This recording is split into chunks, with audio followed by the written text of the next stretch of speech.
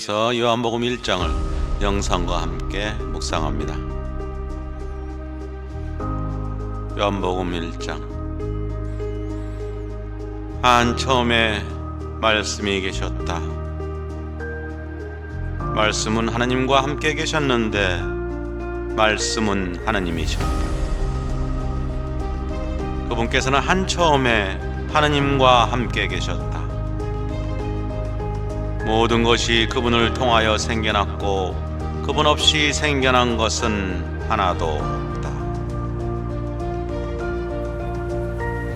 그분 안에 생명이 있었으니 그 생명은 사람들의 빛이었다. 그 빛이 어둠 속에 비치고 있지만 어둠은 그를 깨닫지 못한다.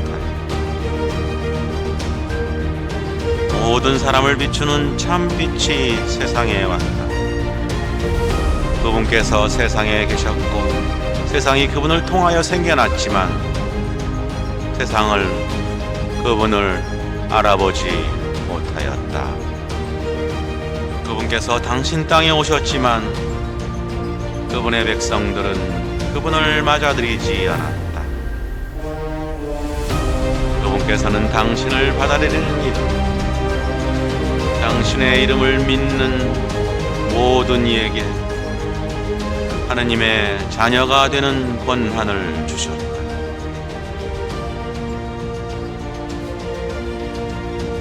이들은 혈통이나 유격이나 남자의 욕망에서 난 것이 아니라 하나님에게서 난 사람들이다. 말씀이 사람이 되시어 우리 가운데 사셨다. 우리는 그분의 영광을 보았다. 은총과 진리가 충만하신 아버지의 외아드님으로서 지니신 영광을 보았다.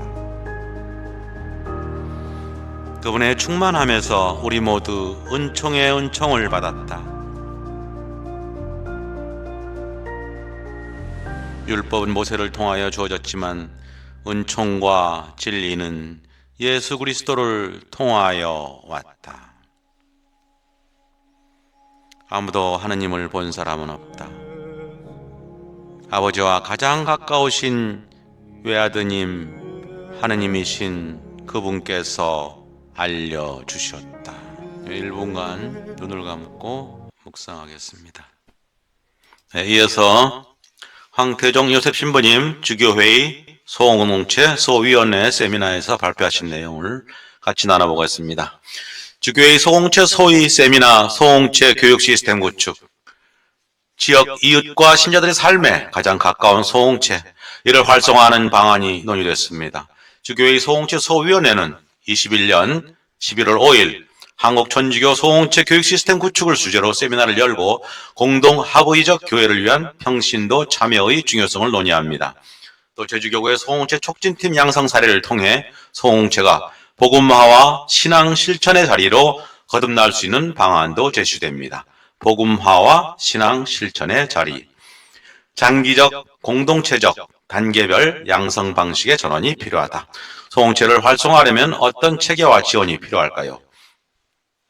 황태종 신부님께서는 제주교구가 2018년부터 진행해온 소공체 촉진팀 양성 과정을 소개하고 봉사자 양성에 집중했던 기존의 대규모 단기적 교육 방식을 장기적인 공동체 양성 방식으로 보완해 가야 한다고 제안합니다.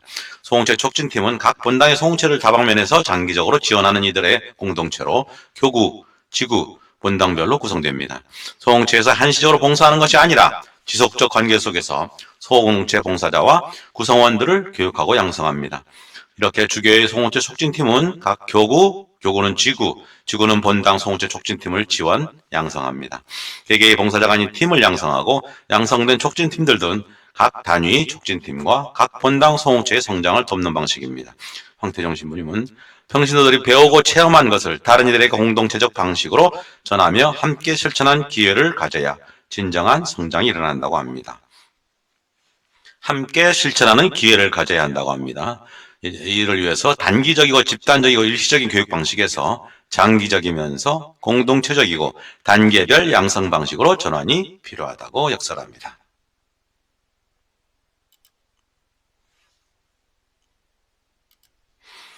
다시 말해 일반 봉사자나 전문적인 성직자가 소공체를 시작하는 것이 아니라 장기적 양성 과정을 거친 팀이 소공체를 시작하는 방식입니다.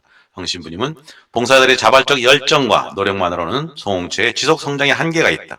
소공체의 특성인 이웃과 함께하는 소공동체, 복음 나누기 중심의 소공동체, 보편교회와 연대하는 소공동체, 지역사회와 연대하는 소공체에 대한 이해가 부족해진다면서 전문적인 성직자가 시작하는 방식 또한 사제 인사이동 등 변화에 따라 지속하기 어려운 점이 있다고 설명합니다. 제주교구 소공체 촉진팀 양성 사례를 살펴보겠습니다. 제주교구는 2003년을 소공체 원년으로 삼아 소공체 시범본당 운영, 다양한 교육 방식과 교재 마련 등 수년 동안 소공체 활성화를 위해 노력했고 어느 정도 성과를 얻었다고 하지만 소공체 운동 자체에 대한 이해의 부족, 생활 나눔 중심의 복음 나누기, 구역반 모임에 대한 부담, 봉사자들의 어려움은 여전히 남아 있었습니다. 이에 2018년 제주교구는 아시아 주교회의 촉진팀 양성 교재를 바탕으로 소공체 운동을 추진하기로 하고 교구, 지구, 본당 단위의 소공체 촉진팀을 양성하고 관련 프로그램을 만드는데 3개년 계획을 추진합니다. 2018년 9월 교구는 소공체 촉진팀을 12명으로 구성하고 9달 동안 매주 토요일 2시간씩 교육을 진행했다고 합니다. 토요일 2시간씩 9달입니다. 계산해보니 대략 70에서 80시간 사이 12분의 촉진팀, 교구 촉진팀이 교육을 받았더라고요.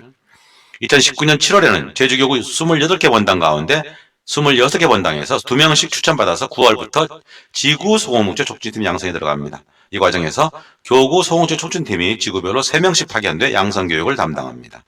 2020년 7월 양성을 마친 지구 소공동체 촉진팀원은 모두 43명, 제주교구의 지구 소공동체 촉진팀은 43명이 됩니다. 이어 본당별로 5명에서 12명씩 추천받아서 240명의 본당 소공동체 촉진팀이 꾸려집니다. 8개 본당이니까 한 개 본당에 대략 8명에서 9명 정도의 촉진팀이 있다는 얘기입니다. 참고로 저희 모스포 본당은 2022년 지구 촉진팀 애월 성당에 자매님이 오셔가지고 하다가 나중에 황태적 요셉 신부님이 직접 교육을 마무리, 신부님께서 한 5, 6개월 가르쳤습니다. 네 분의 촉진 팀원이 2022년 11월 19일 제주교구 본당 촉진팀 전원이 주교님의 안수를 받고 각 본당에 파견됩니다. 2020년 8월 지구 소공체 촉진팀 43명은 본당 소공체 촉진팀 양성을 위해 파견됩니다. 코로나19로 2021년 1월부터 본당 소공체 촉진팀 교육은 잠시 중단된 상태이며 SNS 등을 통해 지속적으로 소통하고 있습니다. 이 과정이 쉽지 않았다는 황 신부님께서는 8개월에서 10개월에 이르는 장기 교육의 지원 여부, 교육받은 이들이 다른 평신도 그룹을 지도할 수 있을지 의심이 컸다면서 사제단을 설득하기 위해서는 보편 사제직의 양성과 활용에 대한 지속적인 설득이 필요하고 양성 과정의 교환, 교체, 명확한 일정 계획이 중요함을 깨달았다고 합니다. 또 황 신부님께서는 교구 소공체 촉진팀 양성 과정에서도 지속해서 소공체에 대한 의구심이 제기됐다면서 신부님 자신이 그때마다 양성 교재로 설명을 지속했고 교육 시작 뒤 서너 달이 지나면서 기초교육 7개 강의가 끝날 즈음에 팀원들 사이에 소공체에 대한 비전 공유가 이루어졌다고 말씀하십니다. 이 교재가 상당히 잘 되어 있다는 얘기입니다. 양성 과정에서 안내자 리더십, 공동 리더십을 지속해서 견지하고 연습해야 합니다. 소공체 촉진 양성을 위해서는 먼저 팀이 구성돼야 하고 양성 시스템과 그에 따른 구체적 매뉴얼, 장기적 관계에서 시도하고 체험하는 과정이 필요합니다. 제주교구에서 진행된 각 단계별 양성 과정 자료는 제주교구 홈페이지에 올려져 있습니다. 참조하실 수 있습니다. 공동 사목과 공동 리더십을 위해서는 지역사회를 잘 아는 소공체와 본당 신신단체들과의 협력이 특히 중요하다고 합니다.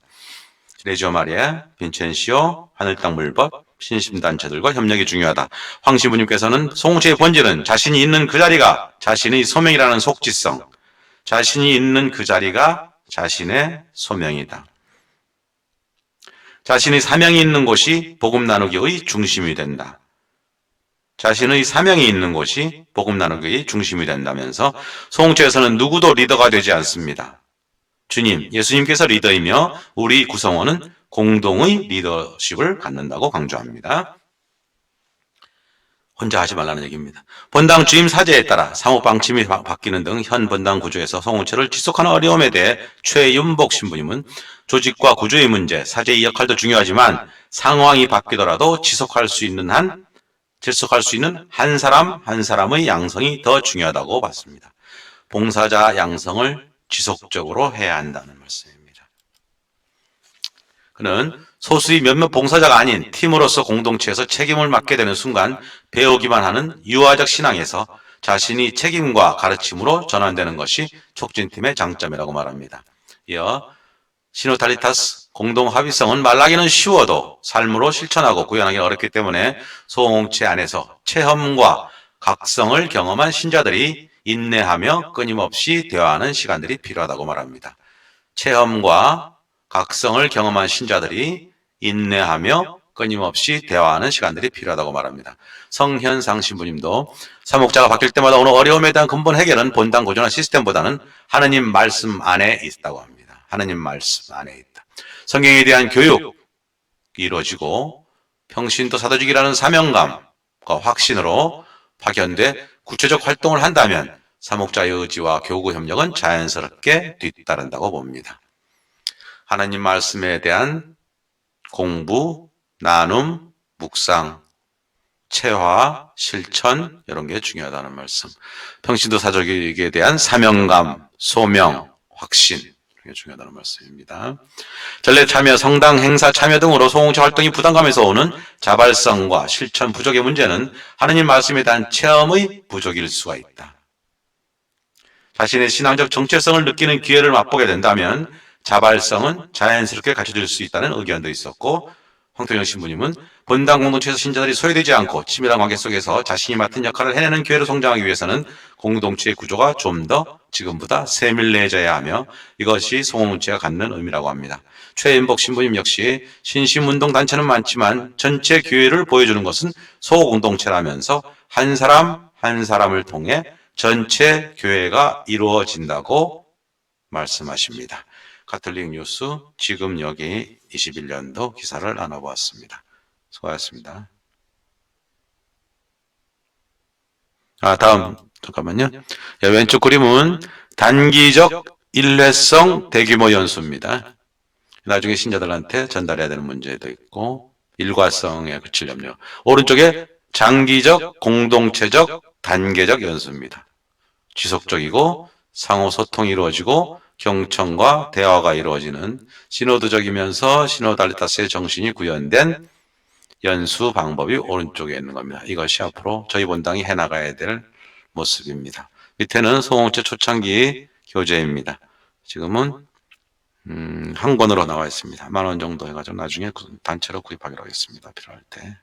수고하셨습니다.